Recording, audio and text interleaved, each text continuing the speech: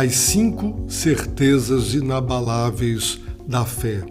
Todo cristão sabe, todo cristão convertido, todo genuíno discípulo, toda discípula de Jesus Cristo, quem experimentou o novo nascimento pela graça de Deus, pelo poder regenerador do Espírito Santo, sabe. Se não sabe, não foi bem doutrinado, não tem estudado as Escrituras e, na pobreza espiritual e doutrinária e bíblica, perde muito, porque as verdades de Deus, elas não nos alienam, elas não nos fazem fugir, negar a realidade, ao contrário, nos capacita ou nos capacitam as verdades de Deus a encarar a vida com todos os seus dissabores, e este saber é que traz conforto, consolo e encorajamento. E o apóstolo Paulo disse em sua segunda carta aos Coríntios, no capítulo 5, ele disse: sabemos. O que sabemos? E ele nos apresentou 5 certezas inabaláveis da fé, que todo cristão sabe, por isso ele usou sabemos, primeira pessoa do plural. Ele sabia, os que constituíam a equipe missionária e pastoral sabiam, e os cristãos para os quais ele escreveu, os seus destinatários, a igreja de Corinto, eles também sabiam.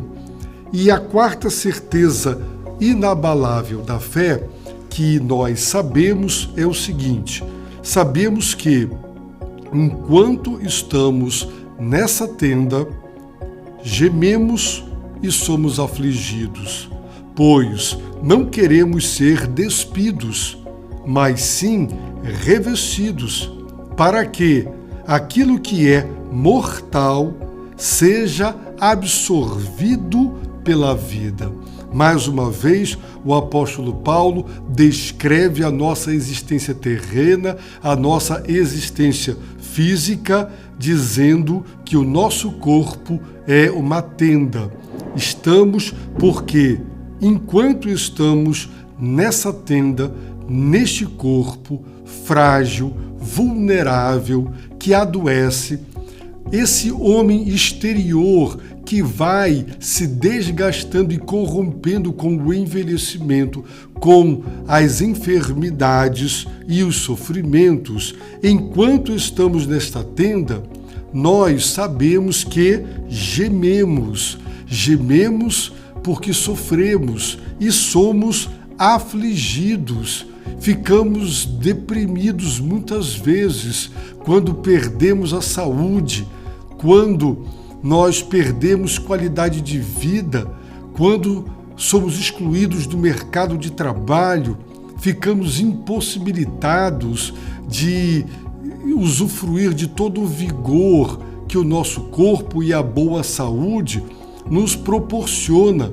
Gememos sim, porque sofremos e não sofremos pouco. Somos afligidos como se fôssemos chicoteados, como se as enfermidades e tudo que nos acontece, nos abate e nos atinge, fossem flagelos que nos fazem sofrer. Portanto, enquanto estamos nesta tenda, neste corpo, nesta casa terrena, neste vestuário, neste corpo, gememos e somos afligidos. Pois, disse o apóstolo Paulo, não queremos ser despidos. Ele repete, para fins de ênfase, o fato de que ele não quer que esta tenda seja destruída pela morte.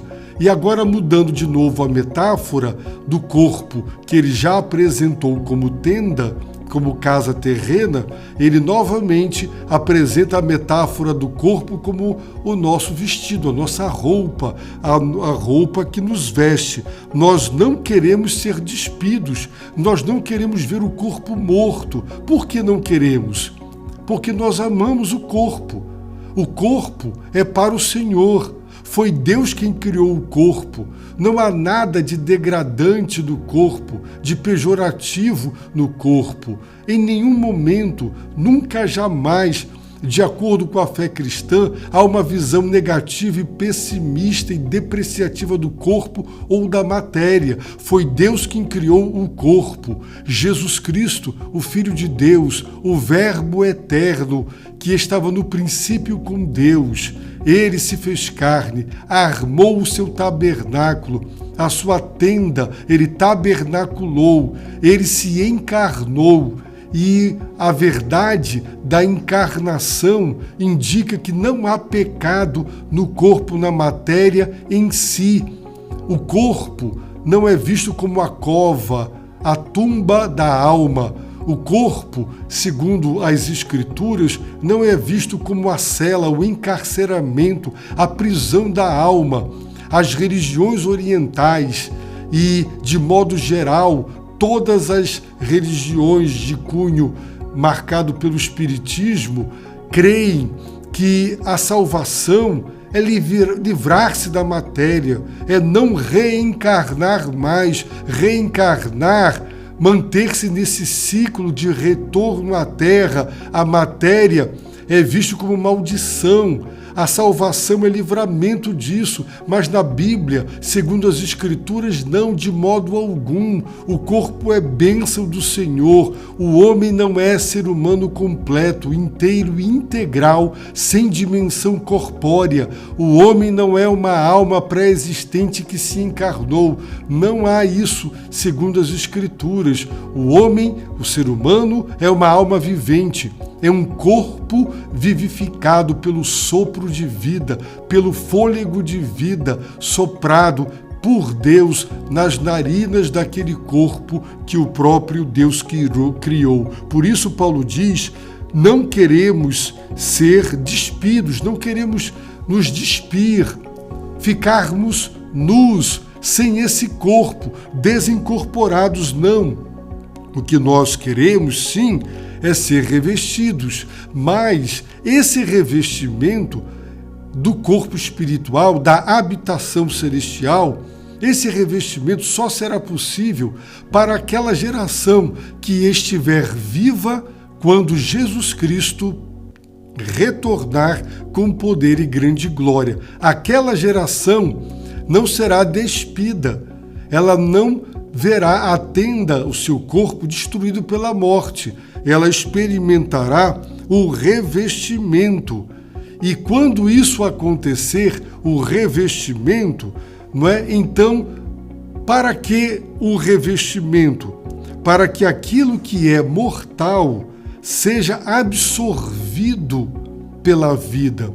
Por ocasião do retorno de Cristo, este corpo mortal será engolido, absorvido pela vida, pelo corpo glorificado, ressurreto e espiritual. E o apóstolo Paulo já havia dito isso em sua primeira carta aos Coríntios, quando ele diz no capítulo 15, verso 54, mas quando o que perece se revestir do que é imperecível, e o que é mortal se revestir do que é imortal, então se cumprirá a palavra escrita: a morte foi engolida pela vitória. Por isso Paulo pergunta ironicamente: onde está, ó morte, a tua vitória?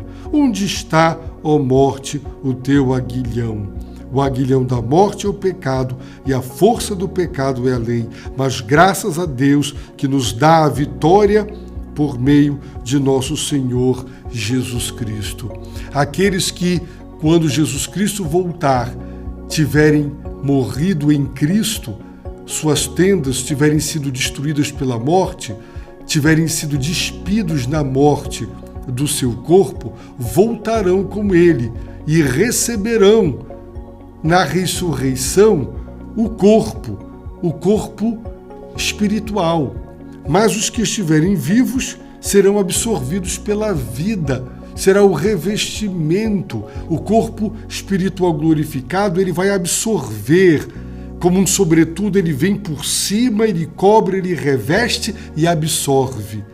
O imperecível absorverá o que é perecível. Paulo não teve esta bênção. e aqueles que já morreram também não. Mas a geração que estiver viva experimentará este revestimento, e nós devemos viver a vida cristã com essa esperança de que Cristo voltará para a nossa geração. Por isso, precisamos sempre estar preparados, e as Escrituras nos exortam para que vivamos preparados como se Jesus Cristo fosse voltar hoje, agora. Não sabemos quando ele voltará, mas quando der o start, quando chegar o momento, será rápido, será surpreendente como o ladrão que vem sem mandar avisos, e não será demorado, será instantâneo. Quando acontecer, poderá demorar até que chegue este dia, mas quando chegar, será rápido, será instantâneo, porque ele tem poder para isso. Desejemos, sim, ardentemente que isso aconteça enquanto estivermos vivos. Essa é a quarta abençoada certeza inabalável da fé. Você tem essa certeza? Se você tem Jesus Cristo em seu coração como Senhor e Salvador, você tem, porque ele morreu e ressuscitou. E quem está em Cristo morreu com ele para o pecado e ressuscitou com ele para viver uma nova vida, para ser uma nova criatura e para colocar toda a sua fé na esperança do retorno triunfal de Cristo e no dia do juízo final, quando ocorrerá a ressurreição dos mortos. Eu oro para que Deus te conceda a graça do arrependimento e te abra a porta da fé. Que Ele te abençoe rica e abundantemente.